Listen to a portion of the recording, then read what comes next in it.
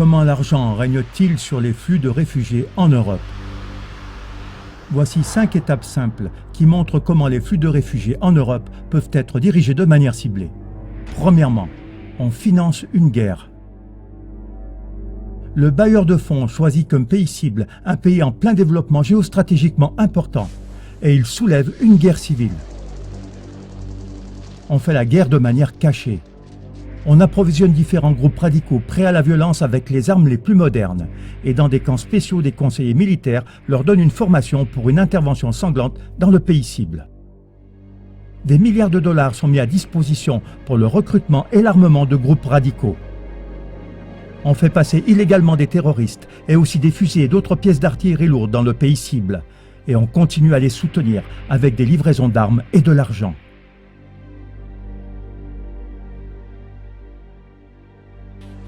Dans les pays voisins, on offre la liberté aux détenus extrémistes s'ils s'engagent en contrepartie à combattre le gouvernement du pays cible.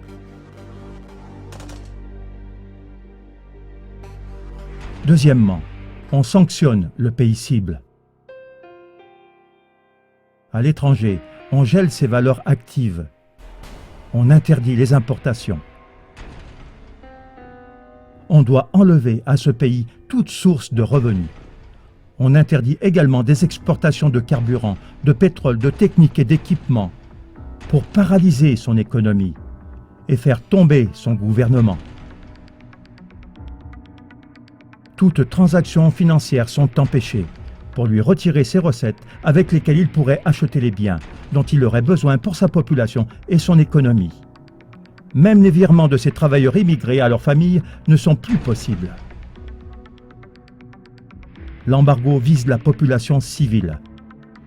Il attise les combats sanglants dans le pays et force des millions de personnes à s'enfuir. Parmi eux, des ouvriers qualifiés, des enseignants, des médecins, des ingénieurs.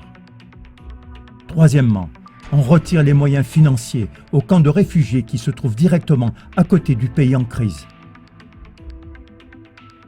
On recueille les réfugiés par millions dans d'immenses centres d'accueil dans les pays limitrophes et on s'occupe d'eux.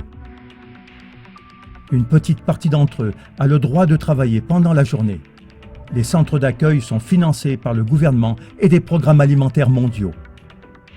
Maintenant, les bailleurs de fonds des programmes alimentaires mondiaux ne remplissent plus leurs engagements et stoppent leur aide alimentaire pour cause de manque de moyens. On diminue les rations alimentaires. On ne livre plus de colis d'aide à des centaines de milliers d'enfants. Pour cause de manque de moyens, on arrête systématiquement de financer d'autres centres d'accueil et l'aide financière de la communauté internationale cesse. En conséquence de la situation de l'approvisionnement qui empire dans les pays limitrophes du pays en crise, il y a un flux plus intense en direction de l'Europe, parce que beaucoup de réfugiés espèrent recevoir là-bas un meilleur soutien. Quatrièmement, on retire un immense profit du trafic de migrants en Europe. Des personnes criminelles entassent les réfugiés sur des barques délabrées et les envoient au voyage par mer, qui est souvent mortel. Les rabatteurs sont organisés par des cercles de proxénètes mafieux et sont tolérés par la police. Le commerce des réfugiés devient une industrie organisée avec un chiffre d'affaires de milliards d'euros chaque année.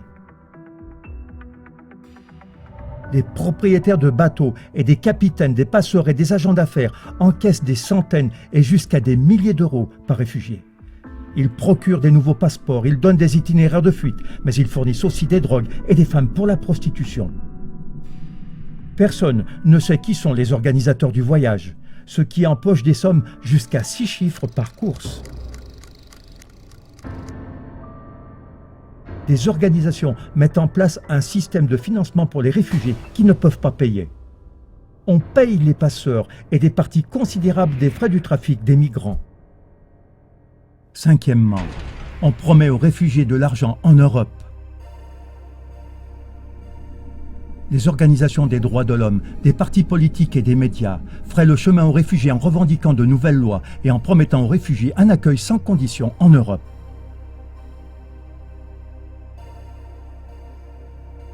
À ce point, on profite d'une faiblesse humaine. La plupart des réfugiés seront incités à aller là où la culture de bienvenue serait la plus accueillante et où la possibilité d'avoir de l'argent attire le plus. Et voilà, les bailleurs de fonds conduisent les flux de réfugiés de manière ciblée en Europe. L'Europe devrait être déstabilisée et embourbée dans plus en plus de problèmes sociaux, économiques, politiques, mais aussi religieux. Le but stratégique en est l'épuisement total. Et par là, le consentement à adhérer à ce nouvel ordre mondial, des mondialistes qui sont derrière tout ça. Et justement, sans ce chaos soigneusement orchestré, les États nationaux d'Europe n'auraient jamais été disposés à cela. Mais alors, qui règne sur l'argent ?